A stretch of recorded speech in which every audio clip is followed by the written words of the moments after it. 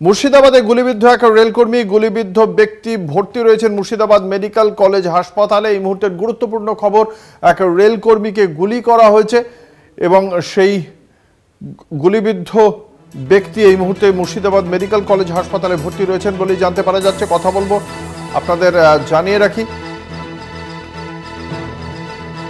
আমাদের সঙ্গে রয়েছেন আমাদের প্রতিনিধি কল্যাণ চন্দ্র। কল্যাণ, ঠিক কিভাবে গুলি লাগে ওই রেলকর্মীর? দেখো অঙ্কুর, সুকুমার রায় নামে রেলকর্মী, যার লালবাগে বাড়ি, মুর্শিদাবাদ থানার, সেই সুকুমার রায় বলছেন তিনি বাড়িতে বসেছিলেন, হঠাৎ করে কলাবাগান থেকে একটা গুলি এসে তার বাম হাতে লাগে। তবে কি কারণে কিভাবে গুলিটা এলো তিনি কিছুই বুঝতে পারছেন না, কারণ সেখানে দুষ্কৃতীরাও দাঁড়িয়েছিল না বা তার উপর আক্রমণ করা হয়েছিল এরকমটাও নয়। সুতরাং তিনি নিজেই বুঝতে পারছেন না যে গুলিটা কোথা থেকে হলো এবং কি উদ্দেশ্যে তাকে করা হলো। যদিও মুর্শিদাবাদ মেডিকেল কলেজ হাসপাতালে তাকে ভর্তি করা হয় এবং এক্স রে করে দেখা যায় তার বাম হাতে গুলি রয়েছে।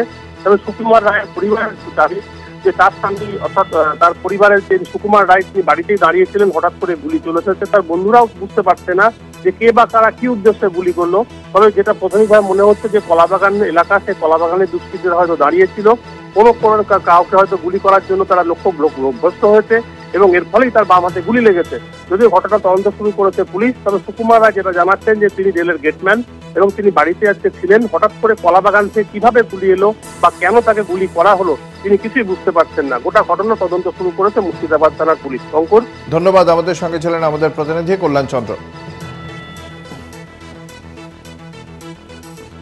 আপনাদের জানিয়ে রাখি, কলাবাগান থেকেই গুলি এসে লাগে এক রেলকর্মীর দেহে।